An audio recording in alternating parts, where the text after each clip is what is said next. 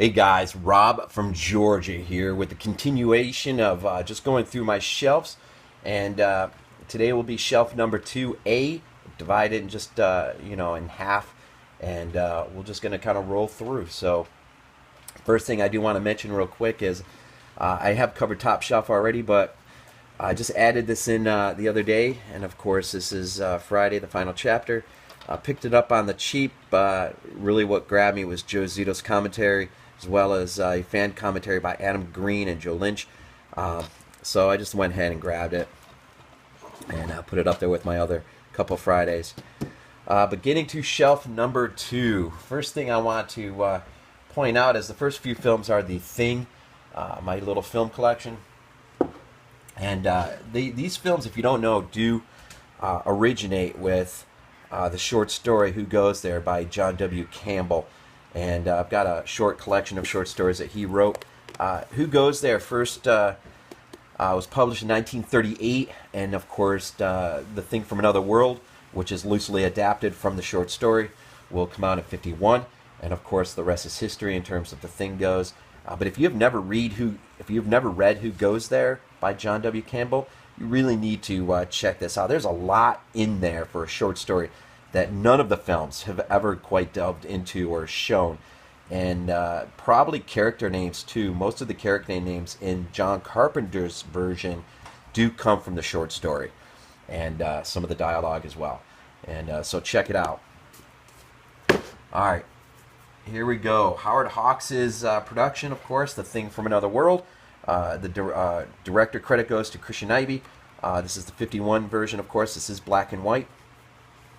And snapper case. But this is one of my favorite black and white films of all time. Absolutely love this movie. Of course, the follow-up or prequel to John Carpenter's movie in 2011, of course, is The Thing. It's not a perfect film. The CGI is a little goofy, but if you watch this movie in black and white, it does wash out some of the goofiness of the CGI, and it's actually more enjoyable. At least it was for me. And the only other thing I'll say is the compromise between the filmmakers and the studio.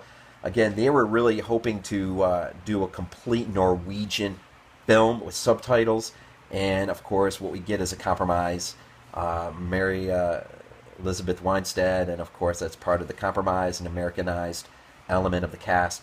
And I do appreciate the motivation behind this, but I really do wish we could have seen the original intent or filmmaker's vision for that movie.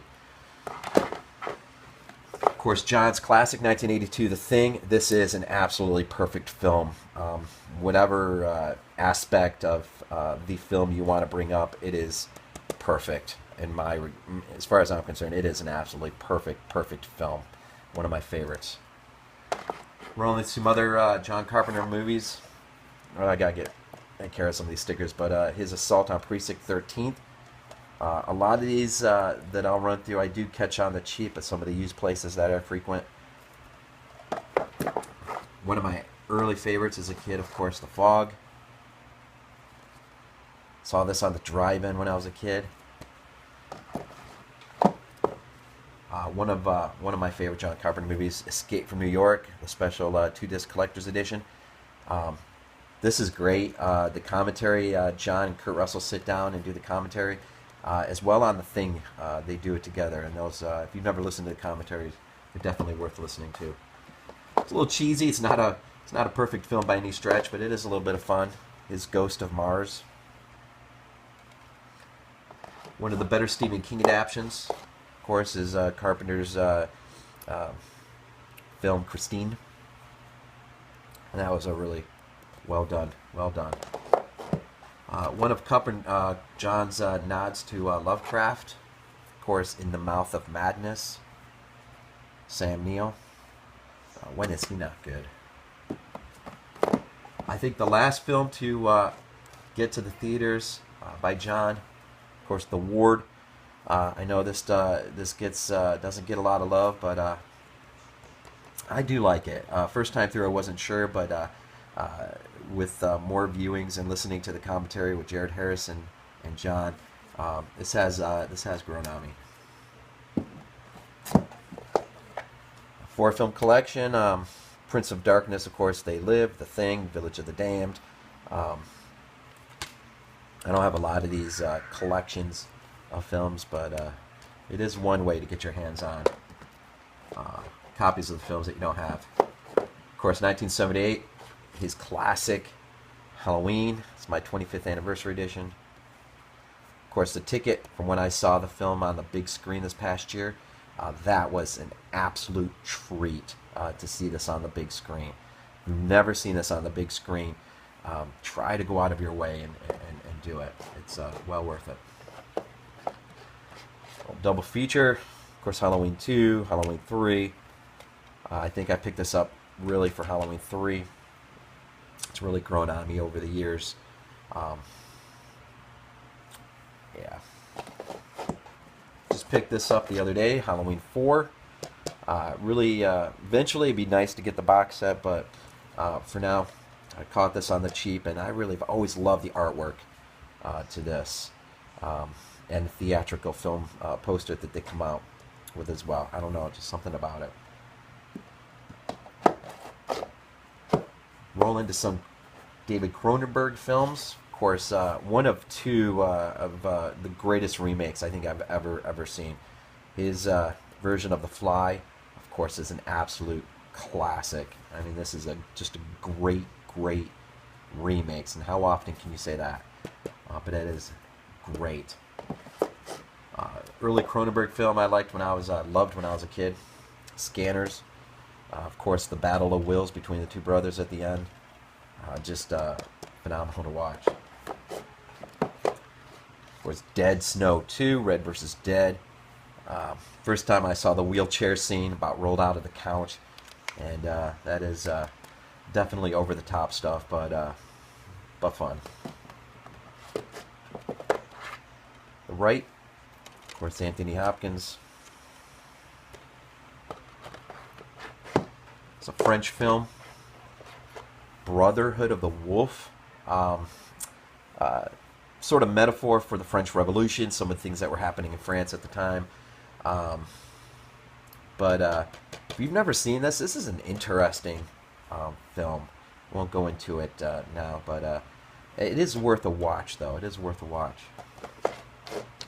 A couple Tim Burton movies. Of course, Sleepy Hollow. What a phenomenal cast. If you've seen it, of course, you'll know what I'm talking about. The entire cast is just absolutely phenomenal. Just an absolute fun movie to watch. Of course, we have to appreciate Tim Burton bringing some stop motion. The work in this is phenomenal. Corpse Bride. Again, just an enjoyable film to watch. This next one made my top 10 goriest films. I didn't see it on anyone else's list, so I thought I'd throw it up there. Of course, Sweeney Todd. And again, that is just a fun movie to watch. Del Toro's Hellboy 2, the follow-up to the original Hellboy. Do not have the first one, but as a sequel goes, really enjoy this. Here's a movie that's really grown on me. The last couple years I've owned it. Black Death. Just a great period piece. Takes itself really serious, and the end is phenomenal. And the only thing I wish is there is no director commentary, but if you go on the UK, Amazon UK, and you find Black Death, there is the director commentary on that film. So eventually it would be nice to get that, just to listen to that. But Black Death. Of course, a movie shot just down the road from me, literally just down the road, Zombieland, and I would never dare put it up in the ranks of some of Romero's earlier works, but it's fun, and again, it was filmed just down the road, and as well as Zombie, I think just a couple towns down from us filmed his H2. Georgia's becoming a bit of a hotbed for filmmaking. It's kind of neat. Francis Ford Coppola's version of Dracula. So that's great too. The ending is really fun. Another, what I consider one of the greatest remakes ever, the 1978 remake of Invasion of the Body Snatchers. By bought this on the cheap, 2-disc collectors, I think from Movie Stop maybe. Donald Sutherland, Leonard Nimoy, Jeff Goldblum, just an absolute loaded cast, and absolutely fun. The end is absolutely just awesome. A couple creature features. Rogue, of course, a girl who played in Pitch Black. This is one of my favorite creature films to come out recently. Love the end of this. Of course, The Relic, Tom Sizemore, based on the novel The Relic, which the novel had a follow-up, although they never did a film adaptation of it. But it's a fun movie. And to end this section, South Korean movie, The Host. If you have never seen this movie, you don't mind subtitles, this is a phenomenal creature feature out of South Korea. Just an absolute fun movie from start to finish. But again, it is subtitled, and but well worth it. It is a great movie. So this will wrap up this section of my second shelf. Okay, so, again, of course, it's VHS 82 apostrophe. Hit the like if you liked, a comment. I do love reading the comments and responding. And again, rolling to a weekend, so have a good weekend. And as always, go Bills.